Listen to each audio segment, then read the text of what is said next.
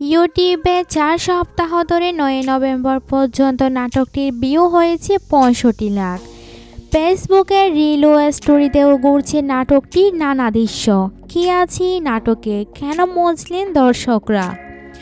গল্পটা শুভ আর চুমকির। চুমকি পড়ালেখায় খুবই ভালো, এসএসসি ও এইচএসসিতে গোল্ডেন জিপিএ 5 তার।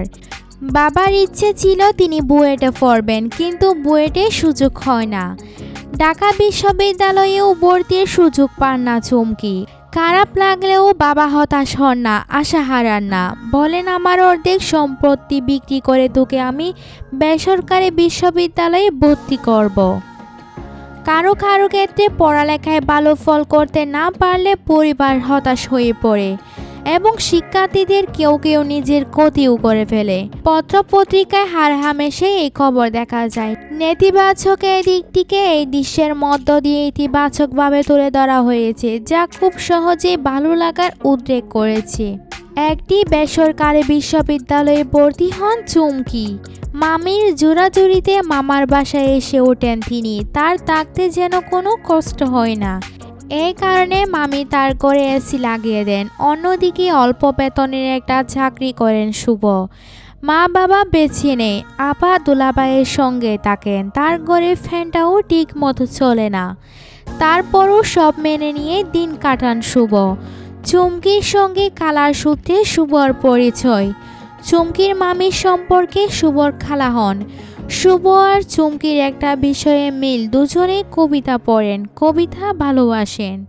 আর অমিল হলো দুজনের মধ্যে ইলিশ মাছ প্রশ্নে। চুমকি ইলিশ মাছ পছন্দ করেন না এবং শুভ ইলিশ মাছ খেতে খুবই ভালোবাসেন।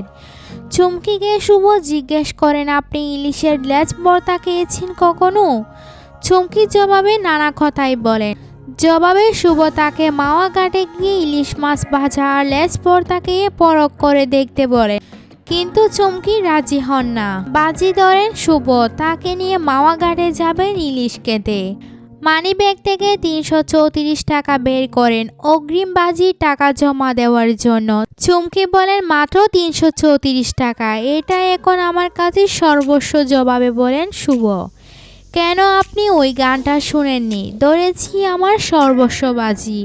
তারপর কৌশল করে শুভ চুমকিকে নিয়ে মাওয়া ঘাটে ইলিশ মাছ খেতে যান। খাবার টেবিলে ইলিশ মাছ নিয়ে কবিতা আছে কিনা প্রশ্নে চুমকি বন্ধুদের বসুর ইলিশ কবিতা থেকে আবৃত করে শোনান। শুভ জানতে পারেন চুমকিও কবিতা খুবই ভালোবাসেন এবং কবিতা পড়েন। চুমকির প্রতি শুভর মুগ্ধতা বহুগুণে বেড়ে যায় তার, এবং শুভর মানিব্যাগে ৩৩৪ টাকা থাকা তার অপারগতা খাবার টেবিলে সবার সঙ্গে আনন্দ, হাসি আর কবিতা পাঠের দৃশ্য নাটকটিকে প্রাণবন্ত করেছে। ইলিশ মাছ নিয়ে মানুষের আগ্রহও উঠে এসেছে এই দৃশ্যে, যা দর্শককে আকৃষ্ট করেছে। ক্রমে শুভ আর চুমকির সম্পর্ক গাঢ় হয়ে উঠতে থাকে। শুভকে ভালোবেসে ফেলেন চুমকি।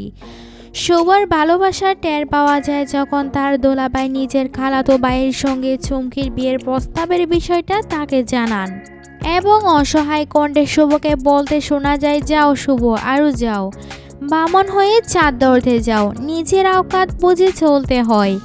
দৃশ্য পরস্পরায় শুভর এই অসহায়তা দেখে যে কারোরই মন কেমন করে উঠবে।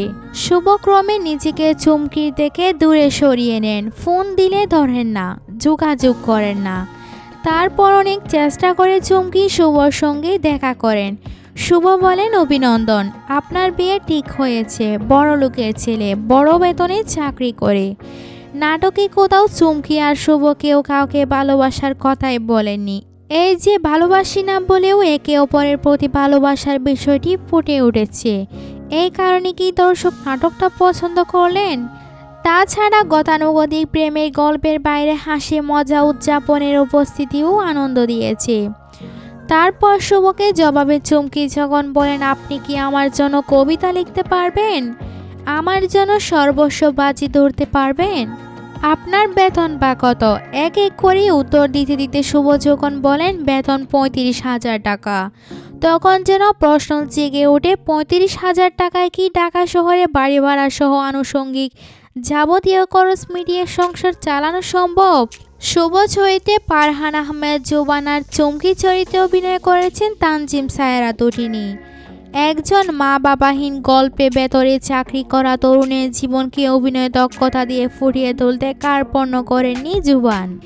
এবং অন্যদিকে অনেকের মধ্যে আলাদা সাধারণ সাদামাটা একটা মেয়ে চুমকির চরিত্রকে নিজের সহজাত সুন্দর হাসি আর এক্সপ্রেশন নিয়ে নন্দিত করে তুলেছেন তটিনী। হাসি, আনন্দ, প্রেম ও বিরহের পাশাপাশি জীবনের বাস্তব কিছু অসহায়ত্বের উপস্থিতির জন্য হয়তো নাটকটি দর্শকেরা দেখেছেন। শেষ পর্যন্ত শুভ ও চুমকির ভালোবাসা কি পূর্ণতা পেয়েছে? তাহলে উত্তর জানতে দেখে নিতে পারেন সর্বস্ববাজি নাটকটি।